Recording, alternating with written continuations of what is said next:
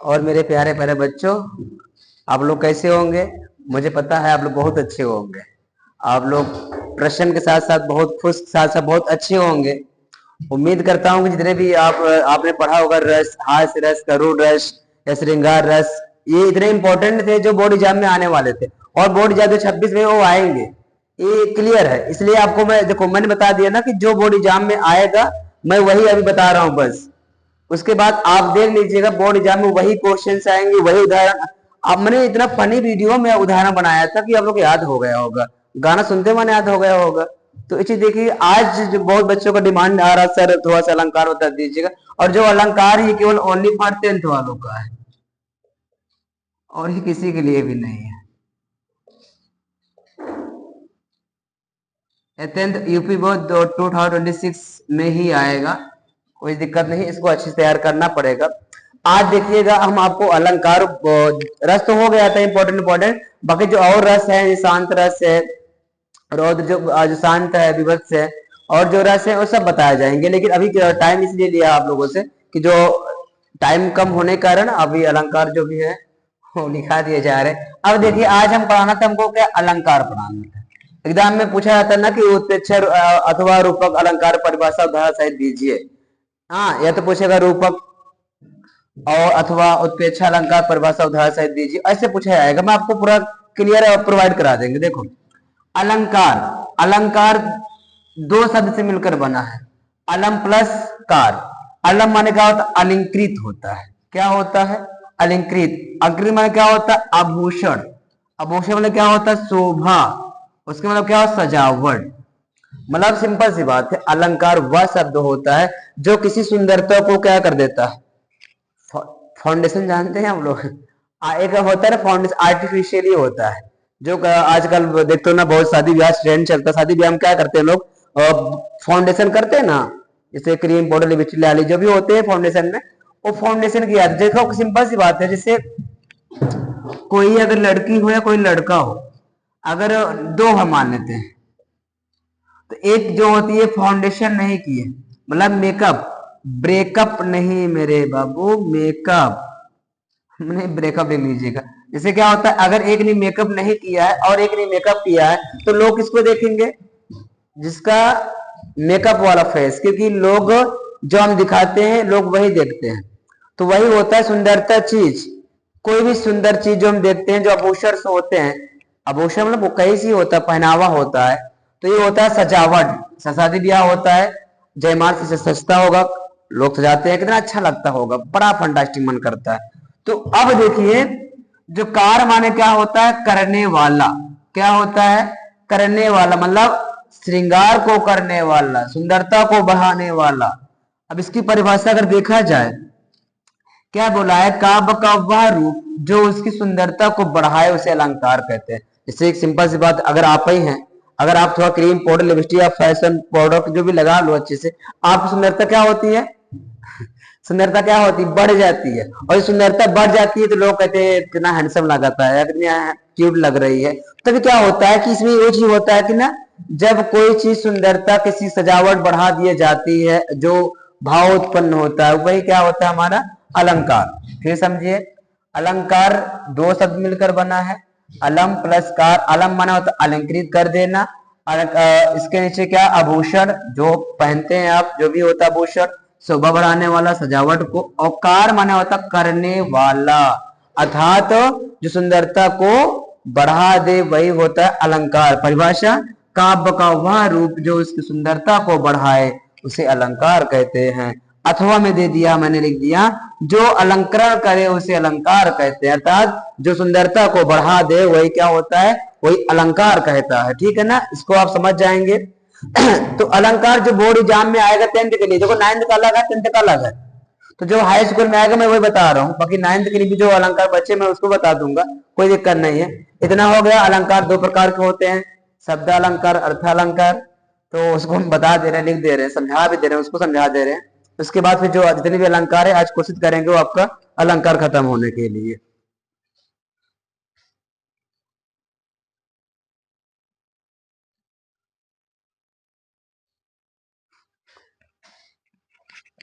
देखिए, अलंकार मैंने बताया ना, अलंकार के जो होते हैं वो मैंने परिभाषा बता दिया, अलंकार किस शब्दों से मिलकर बना है वो भी बता दिया हमने आपको।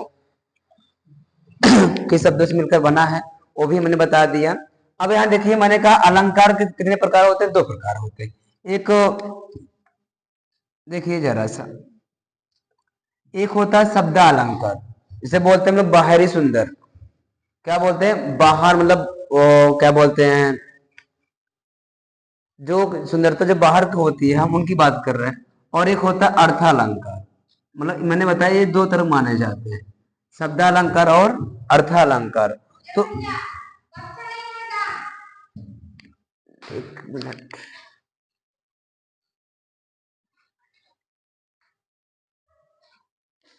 देखिए जरा थोड़ा डिस्टर्ब हो गया, कोई आ गए थे।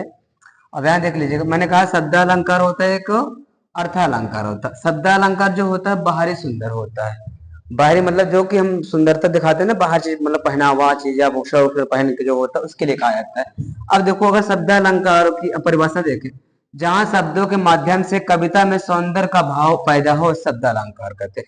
मतलब जहां शब्दों मतलब शब्द के द्वारा, मतलब जहां जो वर्ड हम बोल रहे हैं जो उसके द्वारा, जहां शब्दों के माध्यम से कविता में सौंदर्य, मतलब कविता कितनी, यह कितनी अच्छी पोयम है, कितना सुंदरता लिखा हुआ है, कितना अच्छा लग रहा है सुनने में, वही होता है कविता में सौंदर्य का भाव पैदा हो, शब्दालंकार कहते हैं। और शब्दालंकार कितने होते हैं, 5 भेद होते हैं। कौन कौन, अनुप्रास, यमक, श्लेष, वक्रोक्ति और पुनर्विकृति है। और अर्थालंकार क्या बोला है कि परिभाषा में, कि जहां पर अर्थ के माध्यम से चमत्कार पाया जाए, मतलब जो अर्थ होता है उससे जो अर्थ निकालते हैं, कहते हैं हाँ बड़ा इंटरेस्टिंग वर्ड था, जहां पर अर्थ के माध्यम से चमत्कार पाया जाए उसे अर्थालंकार कहते हैं। और अर्थ अलंकार 4 होते हैं, भेद, उपमा, रूपक, उत्प्रेक्षा और मानवीकरण। अब यहाँ देखो, जैसे कि मैंने कहा ये हमारी पूरी शरीर है, जैसे कि ये हमारी पूरी बॉडी है। तो अब हम क्या पूछते हैं, इसके बाद वार्तालाप करेंगे इसके लिए शब्द के भेद में, ठीक, थोड़ा समझिएगा आप लोग अच्छे से। जैसे ये हमारी पूरी बॉडी है, अगर बॉडी जाए हमारे ये सिर है, हाँ, तो मैंने कहा कि अलंकार मतलब हम अलंकार हो गए, हमारे तो कितने अंग होते हैं, 2 अंग होते हैं, एक शब्दालंकार एक अर्थालंकार। फिर समझो, ये हमारी पूरी शरीर है और ये हमारे शरीर जो हेड है ये क्या है, अलंकार, क्या है, अलंकार है। तो इसके मैंने 2 भाग कर लिए, दोनों हाथ हो गए, दाएं हाथ बायां हाथ, तो एक शब्द अलंकार हो गया, एक अर्थ अलंकार हो गया। अब इस शब्द अलंकार के कितने भाग होते हैं, देखो हमारे हाथ में कितनी उंगलियां हैं, कांग्रेस 5, हमारे हाथ में कितनी उंगलियां हैं, 5, तो ये दायां हाथ हुआ 5 उंगलियां, तो शब्द अलंकार कितने होते हैं, 5। तो ये सर हमारा अलंकार, ये शब्द अलंकार, ये अर्थ अलंकार, दोनों हाथ हमारे क्या हो गए, प्रकार हो गए, उनके भेद हो गए। अब एक हाथ में 5 उंगली होती है, शब्द अलंकार कितने होते हैं बाबू, 5 होते हैं। अब समझ गए होंगे। अब देखो, जो अनुप्रास, यमक और श्लेष अलंकार होता है, ये 9th वाले बच्चों के लिए होता है। किसके लिए होता है, 9th के लिए है। जो आपका अनुप्रास, यमक, श्लेष है वो 9th वाले बच्चों के लिए है। जो आपका उपमा, रूपक, उत्प्रेक्षा है, ये तो मानवीकरण तो उसमें नहीं पूछा जाता है। जो उपमा, रूपक, उत्प्रेक्षा है ये हाई स्कूल बच्चों के लिए है।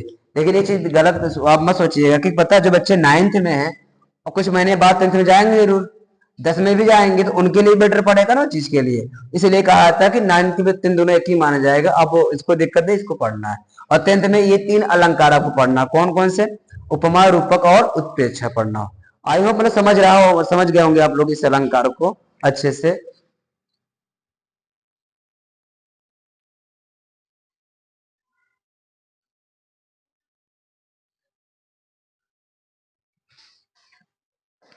देखिए पहला मैंने कहा ना कि जो ये आपका अर्थालंकार होता है ना, सिंपल सी बात की शब्द अलंकार में अनुप्रास था, ये माना गया था ना। लेकिन जो आपका अर्थालंकार था वो हाई स्कूल में पूछा जाएगा, इसलिए मैं आपको केवल ईपी बोर्ड के लिए ऐसी माना गया था। तो अर्थ अलंकार में आपने देखा होगा उपमा अलंकार था। हाई स्कूल में 3 अलंकार पढ़ना है आपको, उपमा पढ़ना था, उत्प्रेक्षा और रूपक पढ़ना था, ठीक है, कोई दिक्कत नहीं, अभी बता दिया था। तो अब देखिए पहला अलंकार क्या परिभाषा उपमा अलंकार का, जहां पर उपमेय की तुलना उपमान से समानता के आधार पर की जाती हो। मतलब जहां पर उपमेय की तुलना उपमान से समानता के आधार पर की जाती है तो वहां उपमा अलंकार होता है। नोट में देख लीजिएगा दिक्कत फंस जाए, अगर आपको उदाहरण में ये शब्द मिले तो उपमा अलंकार होगा। सिंपल से याद कर लो, सा सी से सरिस समान। अगर ये 5 वर्ड आपको उदाहरण मिलते हैं, एग्जाम में कैसे क्वेश्चन उमार पूछा जाएगा, इसे मुखचंद सा सुंदर है, बोले ये कौन सा अलंकार है, तो आप के बोलते ना कौन सा अलंकार है, रूपक है, उत्प्रेक्षा है, अनुप्रास, कुछ भी डाल देगा। तो आप देखिए यहाँ पर क्या मिला है, सा। क्या मिला है, सा। ऐसे याद कर लो, देखो बड़ा आसान तरीका। परिभाषा देखिए, जहां पर उपमेय की तुलना उपमान से समानता के आधार पर की जाती है तो वहां उपमा अलंकार होता है। तो नोट भी सिंपल याद कर लो, आपको फंसेंगे कभी उमार में नहीं फंसेंगे और कभी जिंदगी में नहीं फंसेंगे। अगर आपको उदाहरण में शब्द मिले तो उपमा अलंकार होगा, जैसे सा सी से तरी समान। तो ये सब जहां मिलेगा वो कौन सा अलंकार होगा, उपमा अलंकार। उदाहरण नंबर 1 क्या है, मुख चंद्र सा सुंदर है, मतलब कहा ना जो चेहरे हैं किसके समान है, चंद्रमा के समान है। तो मुख मयंक सम मंजू मनोहर। अब देखो यहाँ पर क्या मिला, सम मतलब समान। क्या मिला, सम मतलब समान। तो पीपर पास सरिस मंडोला, तो यहाँ पर क्या मिला, सरिस। क्या मिला आपका, सरिस। तो ये कौन सा अलंकार हो गया आपका, और उपमा अलंकार। एग्जाम में ऐसे पूछा जाएगा, उपमा या उत्प्रेक्षा अलंकार परिभाषा उदाहरण सहित दीजिए। परिभाषा ये हो गया, उदाहरण आपका 3 दिया हूं, जो आपको अच्छा याद हो सके उसको आप अच्छे से याद कर लीजिए, तो आपको अच्छा दिक्कत नहीं होगा।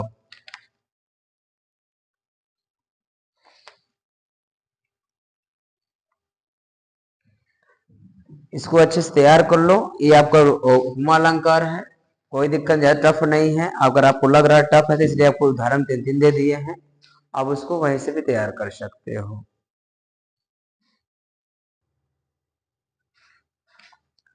देखिए अगला अलंकार क्या है आपका, अगला जो अलंकार है ये आपका रूपक है। क्या है, रूपक अलंकार। इसका मतलब क्या होता है, एक रूप बताना, मतलब उसका एक रूप बताना होता है। परिभाषा क्या है, बड़ा आसान है, जहां पर उपमेय में उपमान का, मतलब जहां पर उपमेय में उपमान का भेद रहित आरोप हो वहां पर रूपक अलंकार होगा। सिंपल देखो, जहां पर उपमेय में उपमान का भेद रहित आरोप हो वहां पर रूपक अलंकार होता है। नोट समझो कैसे, जब उपमेय और उपमान को एक योजक चिन्ह, ये अब क्या होता है, योजक चिन्ह, मतलब बीच में क्या करता है, योजक इधर उधर लगाने का काम करता है, योजक द्वारा जोड़ दिया जाता है तो क्या होता है आपका, रूपक अलंकार। उदाहरण तो क्या दिया है यहाँ पर, फर्स्ट में चरण कमल बंदो हरे राय। आप देखो यहाँ पर जो चरण है ये उपमेय हो गया, कमल जो है वो उपमान हो गया। अगला देखो क्या दिया, मैया मैं तो चंद्र खिलौने ले हो। ये समय बात हो रही है जब श्री कृष्ण भगवान ना, और सॉरी क्या शायद ऐसा कुछ है, जब वो अपने मतलब चांद के लिए, जो चांद आसमान निकला हुआ था, जब उसको देख के मतलब क्या कर रहे थे कि मैया मैं तो चंद्र खिलौना ले हो, मतलब मुझे भी वो चांद वाला खिलौना चाहिए। अब बेटे 2 हैं, इसे मान लो बेटे 2 हैं और चांद पर मैं आ नहीं सकता, तो बोला हमको चांद जैसा खिलौना चाहिए, वो जो चांद दिखाई दे रहा है। तो मैया क्या करती हैं कि जो परात होती है जिसमें आटा सानते हैं परात वाले में, उस परात को क्या करती है, चंद्रमा के मतलब रोशनी सामने नीचे रख देती है। अब जब वो देखते हैं तो उसमें चांद दिखाई देता है, तो बोलती है ना देख लीजिए अपने चेहरा, तो वो देखते वहीं पर बात है। तो मैया मैं तो चंद्र खिलौना ले हो, मैं चंद्रमा जो है उपमेय हो गया, खिलौना क्या हो गया, उपमान हो गया। आपने गाना भी सुना होगा ना, पायो जी मैंने राम रतन धन पायो, पायो जी मैंने राम रतन धन पायो। ये भी आपका एक अलंकार ही है, आपका कौन सा है, रूपक अलंकार है। तो ये आपका रूपक अलंकार हो गया, और रूपक हो गया आपका, उपमा भी हो गया। अब एक अलंकार और है, उत्प्रेक्षा है।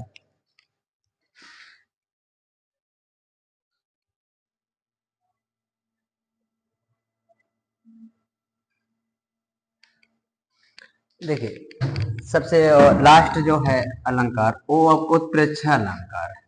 क्या है, उत्प्रेक्षा अलंकार, इसकी हिंदी क्या होती है, संभावना व्यक्त करना, मतलब संभावनाओं को जागृत करना, व्यक्त करना होता है।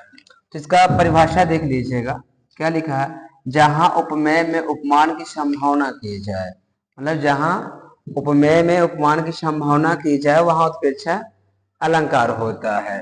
तो नोट सिंपल सी बात है, आपने रूपक पढ़ा, उपमा पढ़ा। उपमा में क्या देखे थे आप लोग, याद होगा। जो वर्ड लिखाया था इसे मैंने लिखाया था वो समान था, और कुछ वर्ड में शायद लिखाया था रूपक में, जब भी आप लोग याद होगा, आप लिखाया भी दिया, तो उस वर्ड को आपको याद करना है। ठीक, अगर आप लोग याद कर लेंगे, जिसे लिखा था ना, सा सी से सरिस समान सीस, अगर ये वर्ड मिलेगा तो क्या हो जाएगा, तो आपको उपमा अलंकार हो जाएगा। अगर अगर क्या हो जाएगा, अभी बताया था, यो रोजक मतलब योजक चिन्ह लग जाएगा तो रूपक हो जाएगा। हाँ, अगर ये मिलेगा, देखो इसके शब्द क्या है, जनु जानो मनु मानो। अगर सिंपल भाषा देखो, अगर जिस उदाहरण में जनु जानो मनु मानो मिल जाएगा, समझ लीजिएगा वो आपको उत्प्रेक्षा अलंकार है। पर अगर क्वेश्चन पूछेगा, कोई सेंटेंस दे देगा परिभाषा, मतलब कोई उदाहरण दे देगा, तो बोलेगा इस उदाहरण में कौन सा अलंकार है, तो आप देखिएगा जिस अलंकार में जनु जानो मनु मानो मिलेगा वो उत्प्रेक्षा अलंकार होगा, और जिस अलंकार क्या बोलते हैं योजक चिन्ह लग जाएगा वो आपका उपमा हो जाए, उसे रूपक हो जाएगा। और जिस अलंकार में शशि लिखा है ना, सरिस के समार मिल जाएगा, शीश मिल जाएगा, वो आपका क्या हो जाएगा, उपमा हो जाएगा। बड़ा आसान क्वेश्चन है। अब देखिए, उत्प्रेक्षा अलंकार संभावना व्यक्त करना परिभाषा, जहां उपमेय में उपमान की संभावना की जाए वहां उत्प्रेक्षा अलंकार होता है। अगर ऐसे ही बोर्ड में लिख के चले आएंगे तो एक नंबर नहीं कटेगा, आपको 2 नंबर जो मिलता मिल जाएगा आपको। और हम 100% श्योर है कि ये दो में से एक अलंकार परिभाषा जहां से पूछते हैं लिखना पड़ेगा। उदाहरण क्या लिखा है, शोभत ओढ़े पीत पटु श्याम सलोने घात, मानो नील मणि शैल पर अतुप परे प्रभात। तो दिया ना, शोभत ओढ़े पीत पटु श्याम सलोने घात, सोवत ओढ़े पीठ पटु श्याम सलोने घात, मानो नील मणि से शैल पर आतप परियो प्रभात। चलो ये देखो देखो उदाहरण दिया ना, सोवत ओढ़े पति पीठ दिया ना, पीत पट श्याम सलोने घात, मानो नील मणि से शैल पर अतु परियो प्रभात। और अगला जो उदाहरण दिया है ना, सिर फट गया उसका वही, मानो अरुण रंग का घड़ा। अब यहाँ पर देखिए थोड़ा सा, क्या मिल गया, मानो। क्या मिल गया, मानो। मानो मिलने पर क्या होता है, उत्प्रेक्षा अलंकार। और यहाँ फिर क्या मिल गया आपको, मानो, तो क्या हो जाएगा आपको उत्प्रेक्षा अलंकार। जिस अलंकार में जनु जानो मनु मानो मिलेगा उत्प्रेक्षा अलंकार, जिसमें योजक चिन्ह लग जाए वो आपका रूपक अलंकार।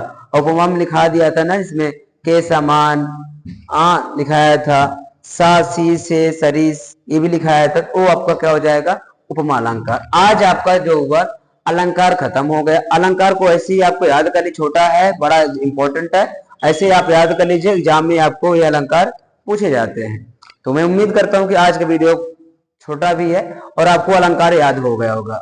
कल जो अब वीडियो अपलोड करेंगे हम साइंस को, चैप्टर पहला बायोलॉजी का है ना, लाइफ प्रोसेस जय प्रक्रम, कल उसको बायोलॉजी का चैप्टर हम अपलोड करेंगे, क्योंकि बोर्ड एग्जाम में आपको हर सब्जेक्ट से लड़ना पड़ेगा। हिंदी भी है, अंग्रेजी भी है, साइंस में हिस्ट्री भी है, कला भी है, हर सब्जेक्ट से आपको लड़ना है, तभी आपको परसेंटेज अच्छा बनेगा। तो हम चाहते हैं कि आप लोग के लिए तो एक बच्चों के लिए मोटिवेट आपको हम बता रहे हैं। एक शायर थी, खुद को इतना संभालो कि गिराने वाला 100 बार सोचने पर मजबूर हो जाए। मतलब ये कह रहा है कि कभी ऐसा होता है ना कि जब हम लोग आगे बढ़ते हैं, कोई लड़का पढ़ता है तो उसे पीछे मतलब टांग खींचने के लिए बहुत से लोग रहते हैं। तो वही होता है कि जब कोई भी इंसान आपकी बुराई करे तो उससे लड़ना नहीं चाहिए। उससे होता है कि हम आगे बढ़ रहे हैं, तभी वो बुराई कर रहा है। इसलिए कह रहे अगर इसको आप लोग इसको याद कर लेंगे तो ज्यादा बेटर रहेगा। तो ये एग्जाम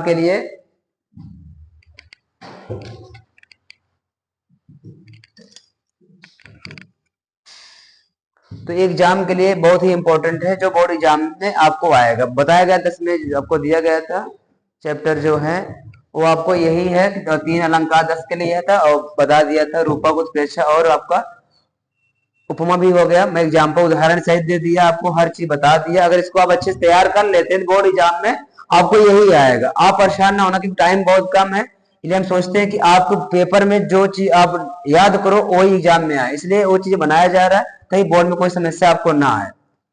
कल मैंने आपको रस बताया था, रस आपको कंप्लीट करा दिया था, जो बोर्ड एग्जाम में रस आने वाला था वो भी कंप्लीट हो गया था, और आज आपका क्या है अलंकार भी कंप्लीट हो गया है। तो अब आप कोई दिक्कत नहीं है, जो भी आपका अभी सोटा है, रोला है, जो भी होंगे आपका हर चीज बता दिया जाएगा। अब उसको अच्छे से तैयार कर लीजिएगा ताकि एग्जाम में कोई समस्या आपको ना हो। जब आपको समस्या ही नहीं होगी तो आप उसको क्या करोगे, अच्छे से तैयार भी कर सकते हो। और वीडियो ज्यादा बोलता हूँ ना कि आप ज्यादा उसको शेयर भी कर दिया करो। तो इसको कहा भी था कि जितना भी आप इसको क्या होता है, जितने अपने यार दोस्त पास भेजोगे और उनके लिए बेटर है। बोर्ड एग्जाम के लिए बताया ना, बोर्ड एग्जाम के लिए आपका एक भी नंबर कहीं से कटने वाला नहीं है। कैसे नहीं कटेगा, जब आप इसी प्रकार से पूरा याद कर लेंगे। हिंदी में कोई दिक्कत नहीं है, मैंने बताया ना आपको रस दिखा दिया, हिंदी जो रस था इंपॉर्टेंट टॉपिक वो भी लिखा दिया। बाकी जो रस बचे हुए हैं उसमें, जैसे आप बताए थे ना शांत रस, विभत रस है, भक्ति रस जो भी है उसमें, वो आपके भी वो रस बता दिए जाएंगे। लेकिन अभी मेरा मकसद क्या है, बोर्ड एग्जाम के लिए पूरा उसको पर्पस ये है लाने के लिए। अगर वो आपको पूरा सही से याद कर लेंगे तो बोर्ड एग्जाम आपका नंबर कहीं नहीं कटेगा, और ऐसे ही नंबर आपको जुड़ जाएंगे। कब होगा, जब आपको ये तैयार होगा तब। मैं उम्मीद करता हूँ आप लोग की ये चीज तैयार हो गया होगा। तो उन बच्चों के लिए है जो बता रहे शायरी थी, खुद को इतना संभालो कि गिराने वाला 100 बार सोचने पर मजबूर हो जाए। मतलब कहते ना कि खुद को इतना संभालो कि गिराने वाला 100 बार सोचने पर मजबूर हो जाए। देखकर तुम्हारे बुलंद हौसलों को, देखकर तुम्हारे बुलंद हौसलों को तुम्हारा दुश्मन भी रास्ते से दूर हो जाए। मतलब सिंपल सी बात है कि अगर कहा जाए ना कि अपने आप इतना ही बना लो कि सीधी सी बात है हर इंसान आपको सोचने के लिए मजबूर हो जाए कि यार ये लड़का या बच्चे हैं कितने कैसे पढ़ रहे जो एकदम आगे बढ़ रहा है। तो इनके लिए है। तो उम्मीद करता हूँ कि वीडियो समझ में मतलब पूरा रस जो पढ़ाया था कल में और जो अलंकार पढ़ाया वो समझ में आ गया होगा। कहीं समझ में नहीं आया तो कमेंट में करिए, हम आपको समझा देंगे। बस एग्जाम में आप ऐसे लिख के आएगा, एको नंबर कटेगा नहीं। मेरे प्यारे भाई और बहनों, आप ध्यान समझिए, जो भी हैं आप अच्छे हैं तो इसको आप ऐसे कॉपी में राइट कर लीजिए। उसके बाद क्या होगा, जितनी बार लिखेंगे या जितनी बार आप वीडियो अगर स्किप करेंगे तो आप भूल जाना होता है। जो हम बीच में उदाहरण बोले हैं, मोटिवेट कर बना समझाए हैं, वो आप भूल जाएंगे। इसलिए वीडियो बिना स्किप किए आप इसको तैयार कर सकते हैं और इसको याद कर लीजिएगा। बाकी मिलेंगे आपके अगले वीडियो में।